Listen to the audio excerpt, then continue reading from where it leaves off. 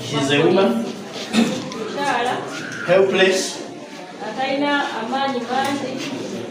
as compared with the trained officers, military and police officers. And we find that there is no justification if compared with the trained military and police officers. Kubanga abantu abasinga bena befuzi boogera bagamba yimo mwandi yogeddeki naye ate kino nowa NRM nga Brandon bwali tekimusanyusa sio zante eryandi agadde process yakalulu okufaanana bwekyo so nze ndowooza nti bwe tugendera ku mbeera eyo kuba kusiga nsigo za bukyayi na bukambwe mbanna Uganda mu baana abato babagamba nnyo mu radicalizing abaana. There is no worst form of radicalizing than ekikyenda baawo teri muntu ali soba asobola kulaba bintu ebyo n'obisanyukira neera bw'olaba ku mitimbagano era eriyo ababisanyukira. Kaakati waliwo omukulu omu agambye nti lwaki NUP provoking security yabamu kibaba kyogera nnyo ne ngamba nti akyakulabirako ekyangu kyekyannalukoola ku nomination yali akoze eki n'abantu nga bataano batambula nabo okumukwata mu maanyi bwe gatyo. So ekikulu ekiri nti NRM wadde eri ababivumirira kana akakundi akaduumira abantu abo kubanga nkimanyi era nkikakasa omwami Kituma yadde agamba nti njagala okulowooza nti ne poliisi tekali wansi wa komandi ya poliisi tekali wansi wa komandi era poliisi sirowooza nti era bwe baba batwala ku poliisi abantu bafa baba kasukayo okasita tabulye na nsonga lwaki gwe omukwatidde ki poliisi muguleko ki era poliisi abamu ng'ebata abamu ng'ebakuuma nga bwekyakuumya abalala naye ngwabuze mubakuumidde lwaki. So ekiriwo kyakugamba nti waliwo abantu abalowooza nti ekiseera wekiri si kyakuvuganya era nsanyukira nnyo ebigambo bya Ssaabasumba byogedde ku Sande n'agamba be muba mwagala lwaki akalulu temukajjaawo lwaki temugamba nti nno ebyokulonda tubijjeewo kubanga ekisooka mumala ensembi z'omusolo nga mutegeka esham process naye ate ekyokubiri mukwata sente z'omusolo ne mugikozesa okutta bannayuganda ewatali nsonga ngate mugambye tugenda mu kalulu kubanga electoral commission yalungamya program nega buli candidate alina kubeera wano oyagala bakole ki bayina ennaku ntono nnyo tezola na 14 kakati oyagala kwegamba olabira ddala nga ekigendererwa ekisooka kyakusindika fiya mu bannayuganda nti akalulu si ke kakola military government yeyina obuyinza kyekigendero ekikulu. Ekyokubiri nti byemugenda nti oba mugenda kulonda oba NUP oba wa DP si kyekikulu simu abasalawo kyekigendero ekigendero kyakulaga bantu openly kuba badde bakikola oluusi naye kyakulaga bantu openly nti obuyinza tebuli mu kalulu ke mugamba obuyinza buli muffe kyova olabanga ebigenda mu maaso byonna bw'obigatta okuva nti nsobola okukwata ono ne mmala ne mmutanga ne mukuba mu kibooko ne mmuta nga tewali charge nsobola okulumba ekitebe kya NUP ne mmala nenzigira tewaliwo wabaddeyo omusonga guba guguddewo Kituma yagamba nti waliwo obujulizi twajja ebizibiti kati ebizibiti babiyisa muki musango ki gwe baguddewo ku muntu n'omu era bali banoonyereza musango ki sekigendera kyakulaga nti bwe muba mubadde mulowooza nti tulimu bya democratic process si bye tulimu. Kati nga sinagenda obulungi nnyo njala sooka tegeeza mukulu Christopher Damodya ebigambo bino wammanga.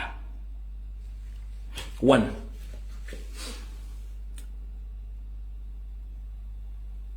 musajja gwe ensi egenda kutegeera naye video ya leero budde nga budduka omukulu ono bwe namukuttemu ka video kano yalonze abantu be Kampala n'abatwala ku kyalo kye ekya nnyina gye bamuzaala ne bakola okwekalakaasa ne boogera ebigambo bingi nnyo ne baagala banoonya abantu abawa information kano ka video n'okuba batali ku mutimbagano nga tumaze omulabisa kano. Abatuuze ku byalo ebyenjawulo baagala gavumenti eteeka omukono ogw'ekyuma ku bagaba ebifaananyi mu babuloga n'ekigendererwa eky'okusiga obukyayi. Kidiridde abafamire ya Brigadier General Christopher Damulira akulira ekitongole ekya Crime Intelligence mu poliisi okwemulugunya ku bigambo ebyasaasanyiziddwa buloga Lumbuye nti ono awamba abantu n'abajjamu ensigo n'okubasengula ku ttaka lyabwe. waliwo obutambi bwafulumiziddwa Frederick Lumbuye nga alumiza famire yakulira ekitongole kya intelligence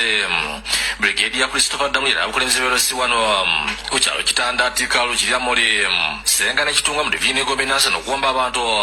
ne bajjamu abantu ensigo kugatta n'okubasengula ku ttaka ebigabo bitabuddapo tuze ku byalo bino ne batuza olukiiko lw'amangu okusala entoto bayinza okukwata abavubuka baweereza Lumbuye ebigambo ebyobulimba nga olukiiko lubadde ku ddwaliro Kitanda olinateekolo ekifaananyi ng'ayogera nnyo kubanga amanyi gavumenti obuvo n'obuddo nekyayagala kiyitewo ebyo timma ebiri kuno n'obujja n'efutwa tubikolimira mu linnya lya Yesu Kristo lwetagita okulemesa eby'enjawulo ku ne famire ya Brigadier Damulira nga lubadde okubizibwa Ssentebe Rosito Tikalu Simon Tefe abulizi bagambye nti ebigambo byagenda Lumbuye bigendera kusiga bukyayi eri famire ya Brigadier Damulira naye nze olwafunye amawulire ago nze kennyini natidde nesiwadde nnyo nze kimmanyi nti bamukubalwa ofisi gy'alimu bategeeza Brigadier Damulira alese enkulaakulana mu kitundu kyabwe naye ne basaba gavumenti ebikono ekikola ku bantu abagenda mu maaso n'okwesuubya emitimbagano kale nabula abavubuka mumbeerere okubanga obwavu buyitiridde ate buleme kututwalira ddala ku kisenge tutandike okukozesa essimu nga twonoona ebyandizimba ekyalo kyaffe n'okuzimba karakita yaffe ey'ebiseera ebijja eby'omu maaso Kasajja Abdallah nga ssentebe w'ekyalo Kitanda ngono Lumbuye omuyisa wa ssimu yagambye gavumenti esaanidde okuloonya abaweereza Lumbuye ebifaananyi byabwe mpulira nti Lumbuye ali ttake naye nga bwe mumanyi kubanga bya bufuzi tebiri mu mazima wabula biri mu kuwaayiriza oba oli awo kukya alright kato ye chairman Kasacca oyo njagadde mpozinge mwawo chairman Kasacca oyo yennyini nabagambye wasseemu ayi n'awakana kati chairman Kasacca njala sooka kuwuuza Damulira we yasindisa abantu okuva e Kampala bajjidde mu kibbaasi nammwe abantu nga 20 badde ku kyalo ekyo ku byalo biri bwe yatuzza meeting emu yagituzza mu Tikalu Health Center 3 nga mutuuza mwogera ku Lumbuye ne ku kyalo ekirimu atuzza meeting era babuuza mwali mubuuzizaako mutabani wammwe muganda mu Christopher Damulira emirimu gy'akola era agikolera luddawa mwali mubuuzizaako emirimu gy'akola nga temunnajja ku social media oba ku TV kwona bigambo ebyo Chairman Kasacca ensi njagala emanye nti waliko Iraq mu mwaka gwa 2011 era wali ovuga basi era amannya go ge bakuyitanga Iraq bakuyitanga Wudu kati bakuyita Chairman Kasacca Wudu era nga ne namba yo gye wali okolera ku Iraq yali VBCE.C.P5 era nga wali okola ku entry point oba Camp Strike Baghdad Chairman Kasacca goza sikumanyi before nga tonnajjala ku kyalo ekyo wasooka kubeera emigadde wavaayo ng'omaze okubba eggaali maanyi ga kifuba okujja okusenga ku kyalo okutandikudde okwogera amafuukule ng'olinga amanyi Damulira ennyo Chairman Wood wabeerako Iraq details nzisomye wabula nga tonnajja ku kyalo ekyo kwosinikira amannyo ng'embuzi esabalaavu wasooka kubeera migadde gyewakulira n'obba eggaali maanyi ga kifuba n'olyoka ova emigadde n'ojjosenga ku kyalo bazaala Damulira kati mukulu gwe toddamu kwogera tolina lukusa kubanga oli mubbi oli mutemu ne kagulupu konna akabadde olwakuba siina budde mbadde nja mmala balabisa mwenna kubanga mwenna muli ba criminals kuliko eyakwata omukazi mwenna muli babbi muli ba criminals kati damu gwe omanye mundu buli kacha mundu okimanyi ekibeza abaana abantu batwalo basiba no musajja gwe ne mukama wo Damulira mulekerawo kusirwaza abantu gwe Chairman Kasacca Wood ngo waliko Iraq 2011 enamba yongisome ne geti ku wali okola mulekerawo kusindikira ebinyoku buuza muganda wodda omukwano go Damulira n'akaalo kamumbuze emirimu gy'akola mugimanyi bate mugimanyi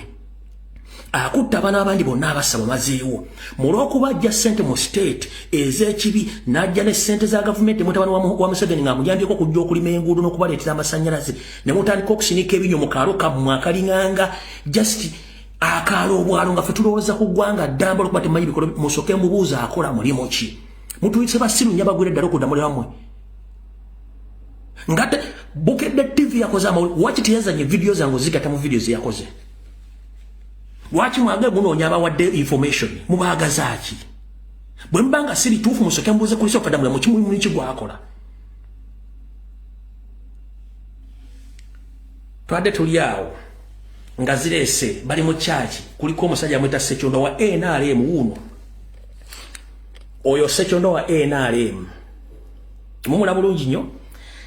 nga bateuza mu church Sechondo wanga ayogera ebigambo bino obaka obadde wano eri omupolisi waffe nga tukuutira ekigambo kwagala njagala okubasaba basabo ne banyabo nga tuli bubuuleza buno bw'ekkanisa naddala abazadde tufuba okulaba ntulera abaana baffe obulungi omulembe gutabuse abaana baffe olw'okubanga tubakuliza mu kkanisa abaana baffe buli omu akola kyakola ki kyayagadde kati no twagibwa obulwadde obw'amasimu tulina amasimu gano aga smartphone naye tugakozesa bubi nja kusaba abazadde abali mu kifo kino abaana baffe twongere okubateekateeka nga tubabuulirira muwulidde Chairman Kasajja wano ebigambo ebyamwogeddwako ne banne ffe ng'abakulembeze naddala b'ekkanisa era ssebo omukubiriza nja kutegeeza ebigambo bino olwalira amakanisa gonna mu busabadiikoni bw'e Namirembe mu busabadiikoni bw'e Kazo tuli mu nsonga ey'essira ey'okusimba essira eri abaana baffe okukozesa obulungi ebyuma bino bikalimagezi kubanga twesanze ng'amasimu gano gatabangudde emirembe twagala okwetondera Kasajja Ssentebe wamu ne ttiimu yonna okusingira ddala mikwano gyaffe famire ya mukadde waffe omugenzi Sserunjogi Isirairi amawulire mugawire agatambula naye bonna abantu beenoonyeza byabo ffe ng'abakristaayo twagala okuyimirira n'abantu ab'ekitundu kino ssebo omwami wa Ssaabasajja Kabaka Ssaabagaba omuluka guno ogw'Etikalu nti ffe ng'abakristaayo nga tukuyawuddemu n'abasiraamu n'abakatuliki tujja kugenda mu maaso nga twogera ebirungi ebikoleddwako abantu ab'enjawulo lwaki kino njagadde okukyogera eri abaana baffe ssebo omukubiriza akawungeezi k'eggulo tulina abaana baffe babiri omuluka guno ogw'Etikalu batuweereza audio ze boogera ebintu batakola ki bye batamanyi gwe tomanyi Sekyonda ate lwaki ovaayo mu kamera n'oyogera ku Sekyonda gwotomanyi gwotolabangako njagala okubasaba abasawo ne banyabo abazadde abali mu kifo kino tufube okulaba nti abaana baffe tubalambika obulungi kubanga twesanze nti abantu abalungi tugenda kwamalamu amaki tulabamalamu amaanyi agakola ebintu ebirungi Katonda tukoze bulungi twegatiddwako baba Kawooyo ono ffe tukimanyi bulungi tuli byabufuzi sayidi eno ate ali sayidi eri naye y'omu ku abo abavumirira abantu bano mu kamera bagamba nti ffe tuli bannoopu yenjogera gye bakola ki gye boogera so omukubiriza olw'okubanga nsonga ya nnono ate ya buwangwa okukwata ku muntu akoze obulungi tetugenda kusirika tugenda kuyimirira wamu n'abantu abakooneddwako okufa okulaba tuleeza amanya gaabwe kubanga tugenda kukkiriza muntu omu eyagaliza ebibye kubanga tunuyira emirimu gye tulina egy'ekkanisa tunuyira emirimu egy'ekitundu so tubadde n'abantu ab'enjawulo ng'ogyeko taata omugenzikazi we ekyo kibadde n'abakulembeze bangi ab'ebitiibwa naye nga n'abantu basobola nakwata mu nsawo zaabwe kujjamu ssente kukola mirimu egigasa eggwanga ekisanja ekiwedde nga tuli enansana nga ne municipality enamba tesobola kukwata ssente kujja kubaako byekola mu makubo gaffe naye Jeno Damulira ne yeefiiriza akasente akake n'agamba mpaddeyo amafuta balima amakubo gwe ng'oyimirira ku ssimu nti nze ndi wa Nuupu nvumirira bwe nti njala kubasaba bassebo ne banyabo abazadde abali mu kifo kino kubanga ssebo abaana abamu abakooneddwako baana bazaale baawano ababiri bazalwa Litikalu omu ku bo mwana mama Morris mwana muwala tamanyi Sekyonda yaani tamanyi Kasajja yaani tamanyi Jeno Damulira yaani naye nadda mu kamera n'avuma banange nsaba twawulemu ebintu ebimu bw'ovuma mwamizi woono olw'okubanga ye munnabyabufuzi ye tumuvume naye kati bw'okwata ku siniya tica wange oyo bw'okwata ku mwami Semwogerere mpulira ng'ontabangudde emirembe so ng'abakristaayo bali mu kifo kino twongere okubuulira abaana abo ate sewe ne mukamaafu wa National Unity Platform twagala okusaba bwaba nga abantu bano abavumirira ekibiina kyaffe bakyerimbiseemu nabo tubaasanguze twewale ebintu ebifaanaganako bwe bityo ebijja okuleta ekitundu kyaffe. All right.